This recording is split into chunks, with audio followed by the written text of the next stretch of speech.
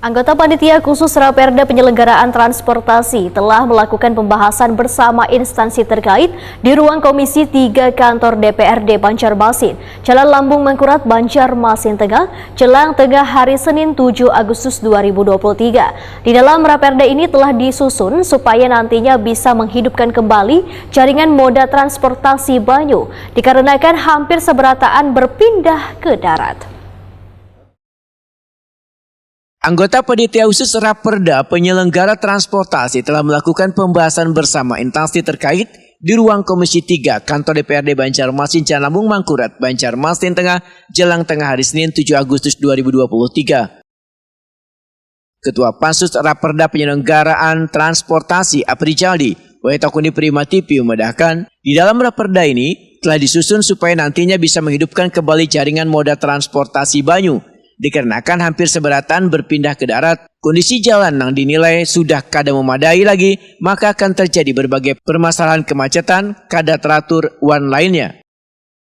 Anggota fraksi Partai Amanat Nasional ini pun menyatakan, Raperda Penyelenggaraan Transportasi ini akan mengadopsi Perda RT/RW, karena jaringan transportasi akan mengarah pada pemanfaatan sungai, sehingga akan dibangun shelter atau pelabuhan, yang diharapkan warga akan kembali menggunakan moda transportasi sungai, terutama angkutan barang one lainnya. Shelter atau pelabuhan tersebut, ujar Aprijadi, nantinya akan terkoneksi dengan angkutan darat.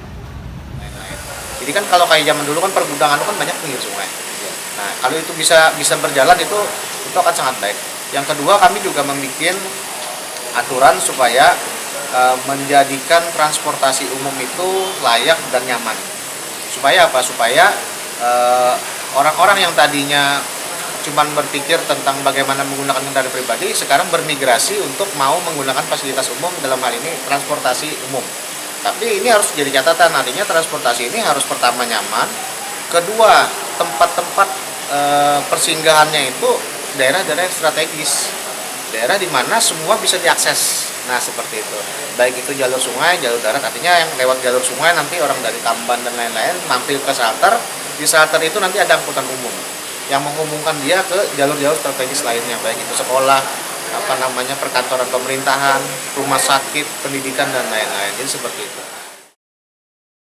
Sekretaris Dinas Perhubungan Banjarmasin, Pepri Graha Utama menyatakan, tujuan dari Raperda Penyelenggaraan Transportasi adalah ingin memindahkan urang-wan barang supaya menggunakan moda transportasi sungai, agar kota 1000 sungai ini menjadi hidup kembali. Maka segala moda transportasi pun, mulai dari penyelenggara wan layanan angkutan umum yang terintegrasi dengan sungai, termasuk sarana prasarananya, ujar Pepri Graha Utama, harus tertata dengan baik wan berjalan lancar.